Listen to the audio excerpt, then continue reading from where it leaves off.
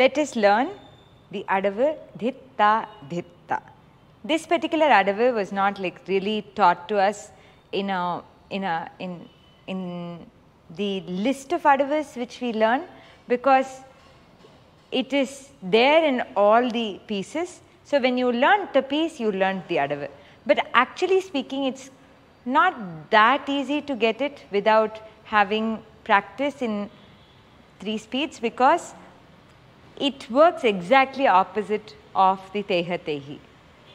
The Kuriti Metadavu usually is what you do, Tei, Hat, Tei, Hi, where you jump up in Kutanam, put it down, jump up in Kutanam, put it down. This is the Kuriti Metadavu, which by now you would have practiced a lot.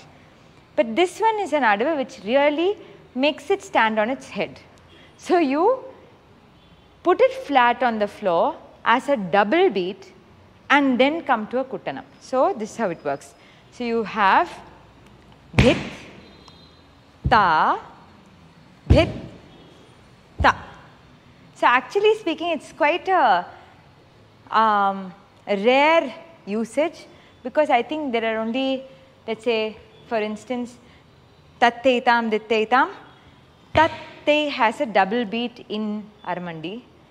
Otherwise, it's usually, let us say, double beats in a Samapadam is more common. Like you have this, you have Ta, Te, Te, Ta, where it's a double beat in Samapadam. So this is common, but to have a double beat in an Aramandi feels a little strange in the beginning, because we are used to always taking one leg up and hitting.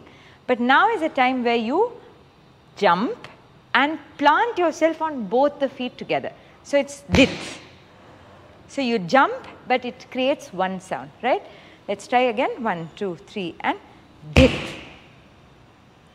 And then that Kutanam is not in the same place. You come back to your center. Ta. Right? So you have a move to the side and back to the center. Let's see. 1, 2, 3 and Dhit, Ta, Dhit, Ta, Dhit, Ta, Dhit, Ta. It is much harder than it looks actually, because you're doing 2 things. You're moving your weight as well as centering it. It's easier when you put it on one side, but this weight is difficult to manage because you're centering yourself when you move, and you're centering yourself again when you move back, right? So this is the legs. So it's fairly straightforward. And when it comes to your hand, it moves exactly like your legs. You have Dhit, where you open out and reach out. Ta is where you come to the center. Dhit, you come forward. Ta, you come to the center. It's that simple. Dhit, Ta, Dhit, Ta, Dhit, Ta, Dhit, Ta. Right? So when you go here, you're going to make sure that other shoulder does not move in front, does not move to the back, does nothing. Dhit is where you're making sure you are having it pulled in so that the other hand can go back, like go even further. It's the same concept of ta, te, te, ta, or dhit, te, im, ta, ta, te. Give that extra stretch. So you make sure that only the shoulder is pulled in slightly when you do this. Not exactly saying that you're taking it behind. See, this is taking it behind.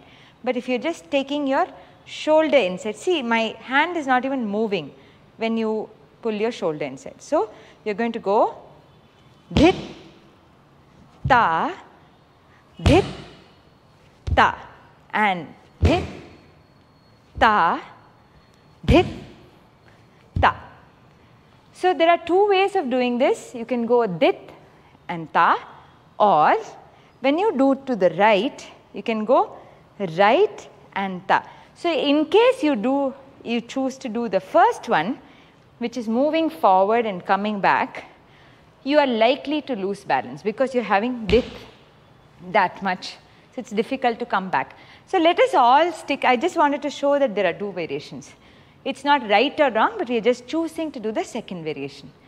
The second variation is where when you do Dhit, Ta, Dhit, Ta, where you are not bending to the front, but when you go front, you are moving to the same right side.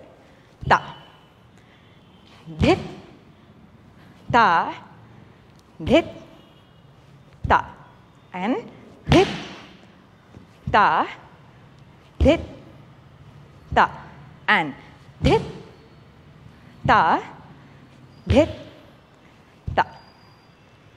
That is your Dhita Dhita Adava. Basically, this Adava is not difficult as such, but it takes a lot to just maintain doing the same thing again and again. Because we'll start very boldly and move a lot, but then as we go further and further, we won't even move this much. So the idea of the Adava is to try to keep at the same distance. So don't go all the way out that you cannot even move little when compared to that. Try to keep a steady distance and make sure you're coming back to the same point again and again. Right? So basically this Adava gives you the challenge of remaining with the same movement without changing it much. Practice.